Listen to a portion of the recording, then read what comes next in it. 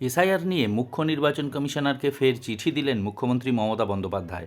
তিনি সেখানে অভিযোগ করেছেন, আইটি সিস্টেমের অপব্যবহার করে ভোটারদের নাম মুছে দেওয়া হচ্ছে ভোটার তালিকা থেকে।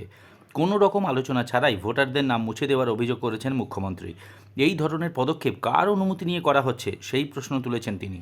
তাঁর বক্তব্য, যেহেতু নির্বাচন কমিশনের তত্ত্বাবধানে এসআইআর করা হচ্ছে, সেই কারণে এর দায়িত্ব নিতে হবে কমিশনকেই। ৩রা জানুয়ারি নির্বাচন কমিশনকে লেখা চিঠিতে কমিশনের বিরুদ্ধে গুরুতর পক্ষপাতিত্ব এবং ইচ্ছামতো পদক্ষেপ করার অভিযোগ করেছেন মুখ্যমন্ত্রী। কমিশনকে লেখা চিঠিতে তিনি অভিযোগ করেছেন, নির্দিষ্ট কোনো লক্ষ্য নেই এসআইআরের নেপথ্যে।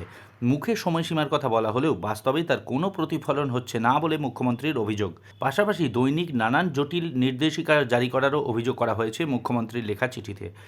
তৃণমূলের অভিযোগ, গায়ের জোরে সাধারণ মানুষের ভোটাধিকার কেড়ে নিতে চাইছে বিজেপি এবং কেন্দ্রীয় সরকার। এসআইআরটা করা হয়েছিল যাতে করে গায়ের জোরে গণতান্ত্রিক ভোটাধিকার কেড়ে নেওয়া যায় মানুষের। বিহারে দেখেছি আমরা, মহারাষ্ট্রে দেখেছি আমরা, দিল্লিতে দেখেছি। ওই সিটগুলোই কিন্তু যাদের জেতার কথা তারা জিততে পারেনি, কেননা প্রথম থেকে সচেতন হননি। কিন্তু আমাদের নেত্রী মমতা বন্দ্যোপাধ্যায় আমাদের অনেক আগে সচেতন করেছেন। যদিও বিজেপির রাজ্য সভাপতি শ্রমিক ভট্টাচার্য মুখ্যমন্ত্রী তথা তৃণমূল নেতৃত্বকে চ্যালেঞ্জ করেছেন। তাঁর বক্তব্য, প্রয়োজনে সুপ্রিম কোর্টের দ্বারস্থ হতে পারে তৃণমূল।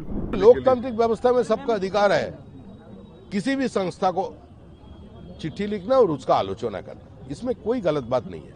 ममता जी को अगर ऐसा लगे तो सुप्रीम कोर्ट का दरवाजा खुला हुआ है, उस पर जाए, जनता का सामने बोलकर फायदा करे। এদিকে এসআইআরে মৃত ঘোষণা করা 3 ব্যক্তিকে মঞ্চে হাজির করেছেন অভিষেক বন্দ্যোপাধ্যায়। চক্রান্ত করে বাংলার মানুষ তথা ভোটারদের নাম বাদ দেওয়া হচ্ছে বলে অভিযোগ করেন তিনি। পাশাপাশি আগামী দিন দিল্লিতে আরও বৃহত্তর আন্দোলনের হুমকি দেন তিনি। যতদিন মমতা বন্দ্যোপাধ্যায় তৃণমূল কংগ্রেস আছে, বাংলার মানুষের দিকে যদি চোখ উঁচু করে তাকিয়েছো, চোখ তুলে তাকিয়েছো, গণতান্ত্রিক ভাবে যেভাবে মানুষ জবাব দিয়েছে 24 আর 21 ভোটে, 26ও ব্যতিক্রম হবে না। তৃণমূলের তরফে চ্যালেঞ্জ করা হয়েছে, এবারের বিধানসভা নির্বাচনেও আসন বাড়বে তৃণমূলের। যদিও পাল্টা বিজেপির দাবি, এবার বাংলায় সরকার পরিবর্তন হবে এবং আগামী 2026 বিধানসভা নির্বাচনের পর সরকার গড়বে পদ্ম শিবির। Subscribe to One India and never miss an update. Download the One India app now.